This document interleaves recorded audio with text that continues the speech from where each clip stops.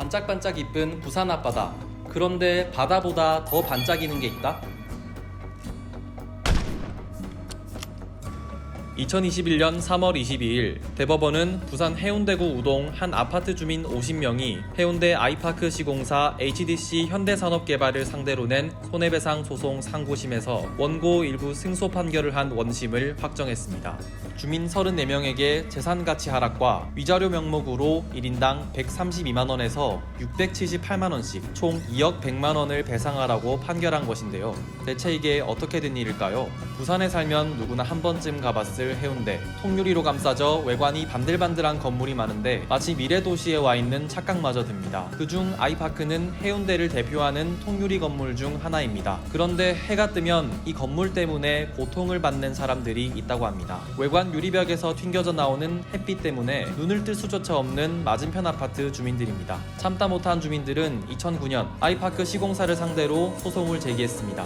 1심에서 법원은 반사광으로 인한 주민 불편 정도가 참을 수 있는 한도를 넘는다고 인정할 증거가 없다며 시공사의 손을 들어줬습니다. 하지만 비 피해 시뮬레이션 조사가 진행된 2심 판단은 달랐습니다. 재판부는 건물 외벽 유리에 반사된 태양 반사광으로 인해 참을 수 있는 한도를 넘는 생활 방해가 있다며 일부 주민에게 배상하라고 시행사에 명령했습니다. 2심 후 5년 뒤 대법원은 항소심을 그대로 인정했습니다. 12년을 끌어온 소송에 마침표가 찍힌 것입니다. 대체 빛이 얼마나 반사돼 배상을 받을 정도였을까요? 이번 재판과 관련해 비 피해 시뮬레이션 조사를 맡은 부경대 정근주 교수팀의 연구 결과에 따르면 아이파크 외형이 곡선이어서 해가 어느 방향에 떠 있어도 소송을 제기한 피해 아파트에만 빛을 집중시킨다고 합니다. 눈부심 정도를 측정해보니 사람이 불편함을 느끼는 최소 기준치보다 무려 2800배에 이르는 가구도 있었다고 합니다. 이는 잠시 눈이 안 보이는 수준이라고 하는데요. 심지어 여름에는 반사되는 빛의 열로 인해 전쟁을 치러야 했습니다.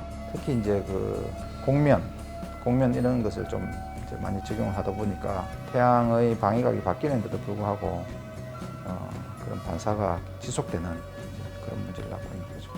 전문가들은 앞으로 비슷한 문제가 계속 발생할 것이라고 입을 모았습니다. 2000년대 들어 부산에서는 외벽을 유리로 마감하는 커튼월 공법 건축물이 우후죽순 들어섰기 때문입니다. 건물 고층화로 늘어나는 고정 하중을 줄이고 외관의 미적 아름다움을 추구하기 위해서 이런 커튼월 공법을 쓴다고 합니다. 이번에 논란이 된 아이파크가 위치한 마린시티 일대는 물론이고 해운대 송도 바닷가와 달맞이 고개 등지의 초고층 아파트는 대부분 이런 방식입니다. 이번 재판을 통해 커튼월로 빛반사 피해를 볼 수 있다는 사실이 입증됐습니다.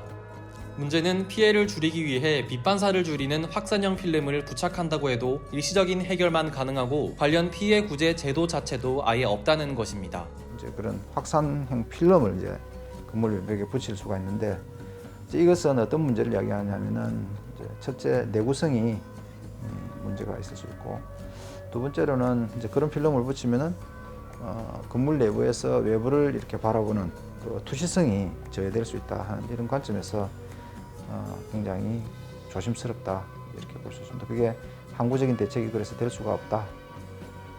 주거용 건물도 단순 기능보다 미관의 가치가 더욱 강조되는 추세인 만큼 이제는 이런 피해를 막을 근본적인 해결책이 필요한 상황입니다.